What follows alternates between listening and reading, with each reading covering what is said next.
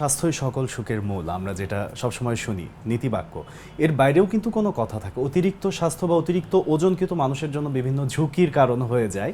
Osteo আর্থারাইটিক্সেরও ঝুঁকি বাড়ায়। এটা নিয়ে একটু শুনবো স্যার, কি কারণে হচ্ছে বা কি কারণে ঝুঁকিগুলো বাড়ছে? ওজন আসলে ওজন যেমন কম হলেও প্রবলেম, ওজন অতিরিক্ত হলেও বেশি। নারী পুরুষ নির্বিশেষে, বাচ্চা বয়স্ক, এক একজনের এক এক ওজন হতে হবে। আবার আমরা যদি প্রফেশন দেখি, ধরেন একজন অ্যাথলেট, তার একরকম ওজনের দরকার। আবার একজন ওয়েট লিফটার, রেসলিং করে বা ওয়েট লিফটার, তারও কিন্তু একটা ওজনের প্রয়োজন আছে। প্রতিটা ক্ষেত্রেই কিন্তু আসলে আদর্শ আইডিয়াল ওজন দরকার। আমরা বলে বিএমআই, বোন মাস ইন্ডেক্স, এটা খুবই ইম্পর্টেন্ট। এখন একটা বাচ্চার বয়স ধরেন 5 বছর, তার যে পরিমাণ ওজন থাকার কথা তার চেয়ে যদি ওভার হয় সেটাও যেমন ক্ষতিকর, তার থেকে যদি কম হয় সেটাও কিন্তু ক্ষতিকর। কিন্তু আমরা যে রোগীগুলো দেখি এখানে মূলত, যেটা অস্টিও আর্থ্রাইটিস বলি, অস্টিও আর্থ্রাইটিস কি হাড় ও জোড়া ক্ষয় রোগ। যেমন হাঁটুতে হতে পারে, কোমরে হতে পারে, অ্যাঙ্কেলে হতে পারে। তো আমার হাঁটু ওয়েট বিয়ারিং জয়েন্ট, মানে আমরা হাঁটু দিয়ে তো হাঁটতে হয়, ওজন নেয়, শরীরের ওজন নেয়। এখন যদি আর্থ্রাইটিস ডেভেলপ করে, এমনিতেই ক্ষয় আছে, প্রদাহ আছে, তো এর মধ্যে যদি আপনি ওজন বেশি দেন বা অতিরিক্ত ওজন হয় শরীরে, তাহলে সমস্যাটা কি বাড়বে না?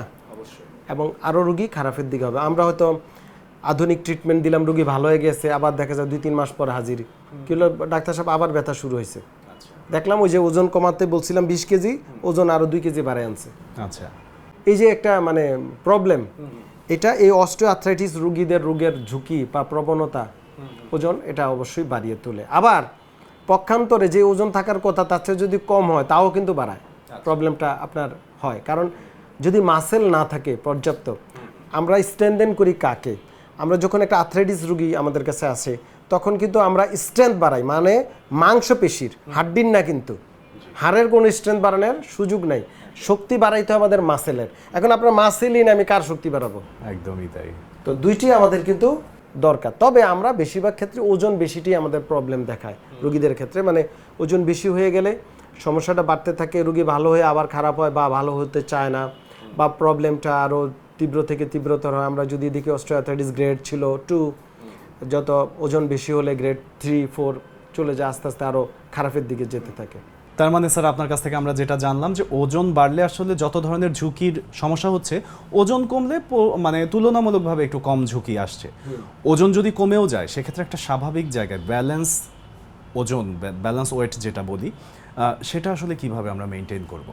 ওজন কমে গেলে আমরা মূলত অনেকগুলো কারণে ওজন কমতে পারে। যদি প্রপার নিউট্রিশনাল মানে খাবার না পায়, সে অনেক রোগী আছে খাবার খায়, সে একঘেয়েমি একই রকম খাবার খায়। এই জন্য আমরা বলি খাদ্যের যে 6টা উপাদান সেটা আমাদের থাকতে হবে: শর্করা, প্রোটিন, ফ্যাট, ভিটামিন, মিনারেলস বা পানি, খনিজ লবণ। খাদ্যের এই ঘাটতিগুলো আমাদের পূরণ করতে হবে। এবং অনেকের দেখা যায় যে বিভিন্ন পেটের পীড়া থাকে, IBS problem, irritable bowel syndrome, যে কয়েকদিন আমাশয়, পাতলা পায়খানা, ডায়রিয়া, এই জাতীয় প্রবলেম। এই পেটের পীড়ার আপনার কারেকশন করতে হবে। কিছু সাপ্লিমেন্ট যেমন জিঙ্ক খিদা বাড়াতে সাহায্য করে। কিছু সাপ্লিমেন্ট আছে যেটা আপনার খিদা বাড়ায়, তখন আপনি হয়তো খাবারটা দিলে কাজে লাগবে। যেমন অনেকে আছে বসে থাকে সারাদিন, মুভমেন্ট নাই, খেলাধুলা নেই বাচ্চাদের, তাহলে তার খিদা লাগবে কেন? তার তো এনার্জি ব্যয় হইতে হবে। তো এই জন্য আমরা ওজন বাড়াতে গেলে আমাদের এই প্যারামিটারগুলো দেখতে হবে। অনেকের অ্যানাদার ডিজিজ থাকতে পারে, অ্যানাদার কোমরবিডিটিস থাকতে পারে, সেটাকে আপনাকে কারেকশন করলে কিন্তু আমরা ওজন বাড়াতে পারি। আর এই যে অস্টিওআর্থ্রাইটিস রোগীদের ওজন যদি বেশি হয়, সেটাও একটা ইম্পর্টেন্ট, এটাও কিন্তু আমাদের কমাতে হবে। তো ওজন কমাতে গিয়ে অনেকে লক্ষ লক্ষ টাকা খরচ করে, বিভিন্ন সার্জারি করে বা খাবার উল্টাপাল্টা খায়, তারপরে বিভিন্ন ডাইটিং করে। তো এগুলা অনেক সময় ডাক্তারদের তত্ত্বাবধান হলে প্রবলেম হয় না, কিন্তু যখন বিভিন্ন আপনার সোশ্যাল মিডিয়ার মাধ্যমে করে, তখন কিন্তু উল্টো ঘটনা ঘটে। আমরা প্রায় দেখি ওজন বাড়ানোর ওষুধ খেয়ে রোগীর কিডনি নষ্ট, হিপ জয়েন্ট নষ্ট, এভিএন নিয়ে আসছে।